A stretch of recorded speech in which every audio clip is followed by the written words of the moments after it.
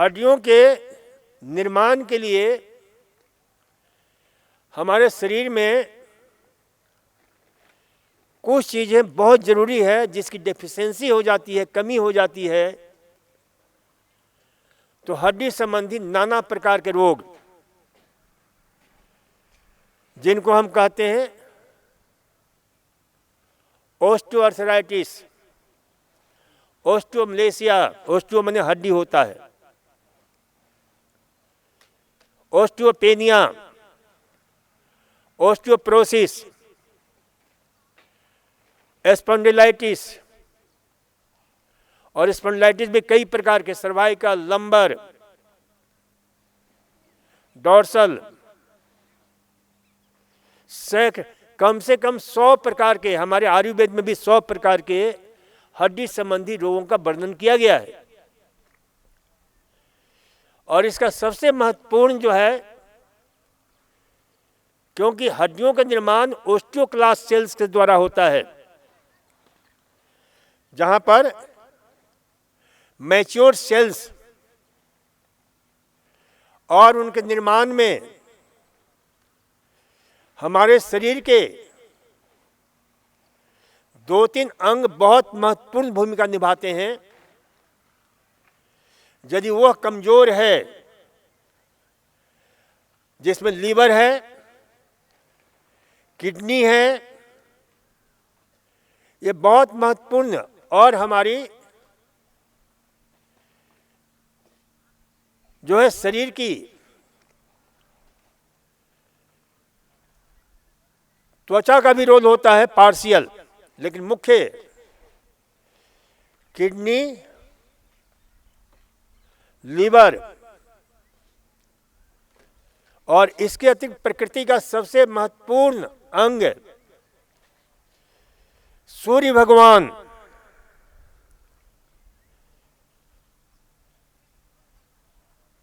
तो ये जो है ना, ध्यान रखो, लीवर को मजबूत होना चाहिए, किडनी को मजबूत होना चाहिए, और आज हम देख रहे हैं कि हर किसी का लीवर डैमेज हो रहा है, किडनी डैमेज हो रहा है, किडनी डिस्टर्ब हो रहा है।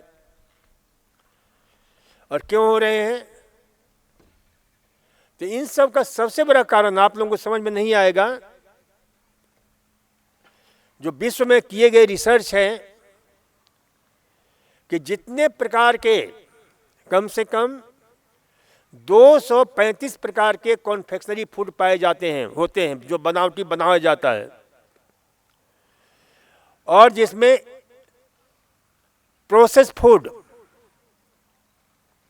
फास्ट फूड, और इनमें वैज्ञानिकों ने, प्रिवेंशन एक जर्नल निकलता है, उसमें ये प्रमाणित किया गया है कि पहले 500 प्रकार के रसायन मिलाए जाते थे, सिंथेटिक रसायन, केमिकल।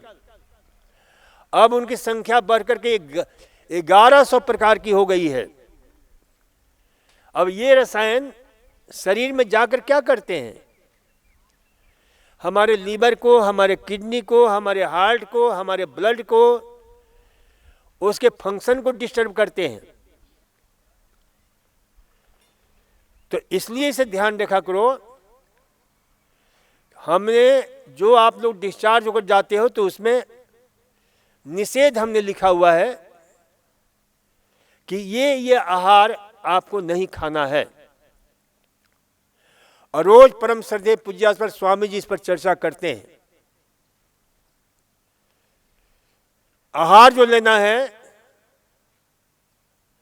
क्या नहीं लेना है, तो उसमें लिखा हुआ है, चाय है, चीनी है, कॉफी है, बिस्कुट है, ब्रेड है, जैम है, जेली है, बर्गर है, पिज़्ज़ा है, हॉट डॉग है, नूडल्स है, शराब है, स्मोकिंग है। ये जो नाना प्रकार के उल्टा पुल्टा हम खाते रहते हैं विविध रूपों में, जंक फूड के रूप में, प्रोसेस फूड के रूप में, कन्फेक्शनरी फूड के रूप में, वे सब आपको लेते रहोगे तो कभी इन बीमारियों से मुक्त नहीं होगे। तो इसे ध्यान रखो। तो हड्डी संबंधी रोग में क्या क्या लेंगे जिससे जो हम मुक्त रहें, हड्डियों को बलशाली, शक्तिशाली बनाएं, तो कैल्शियम युक्त आहार, तो कैल्शियम युक्त आहार में सबसे कैल्शियम का खजाना है रागी, जिसको मरुआ भी कहा जाता है हिंदी में, नाचनी भी बोला जाता है महाराष्ट्र में, गुजरात में, और इंग्लिश में रागी बोला जाता है। मैंने इसको नाचनी कहा जाता है, इस शब्द पर मैंने बहुत खोज किया कि भाई इसका कारण क्या है। तो मैं महाराष्ट्र जाता रहता हूं, तो वहां हमने देखा कि वहां की जो औरतें होती हैं दिन भर नाचती रहती हैं, और क्योंकि नाचनी खाती हैं। नाचने का मतलब ये है कि वो काम करती रहती हैं, चाहे वो मछुआरिन हो, चाहे मजदूर वर्ग हो, चाहे कोई भी वर्ग हो।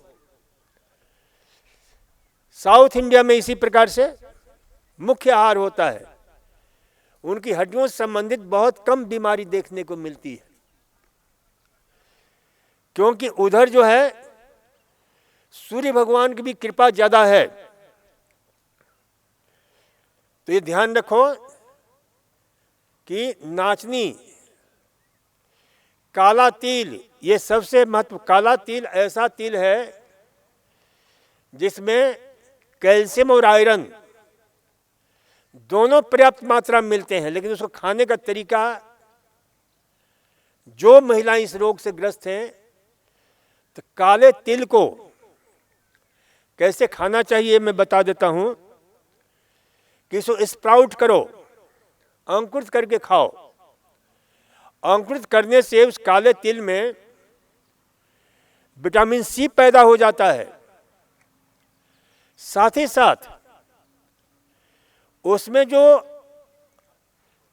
कैल्शियम होता है, उसमें शरीर में एब्जॉर्ब होने में बाधा डालने वाला ऑक्जेलेट भी होता है।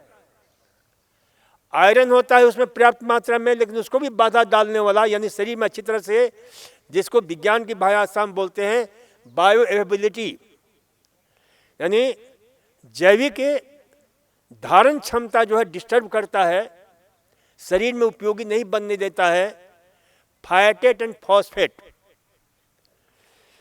तो अंकुरित करने से क्या होता है कि वो काफी कुछ उसकी संख्या कम हो जाती है, और साथ ही साथ अंकुरित करने से उसमें विटामिन सी पैदा हो जाता है। तो आपके कैल्शियम और आयरन अच्छी तरह शरीर में एब्जॉर्ब होते हैं। रागी को भी, रागी बहुत जल्दी अंकुरित होता है, तो अंकुरित करके खा सकते हो। यदि जिनके कमी है, अंकुरित करके सुखा करके उसको जो है पीस करके दलिया इत्यादि बना सकते हो, कैसे भी उसका उपयोग कर सकते हो, और बहुत जल्दी अंकुरित होता है ये दोनों स्प्राउटेड। तो जिनके भी हड्डी संबंधी रोग है, इसके से ज्वार है, बाजरा है, इन सब का प्रयोग करो, तो आपके लिए बहुत ही सार्थक होगा।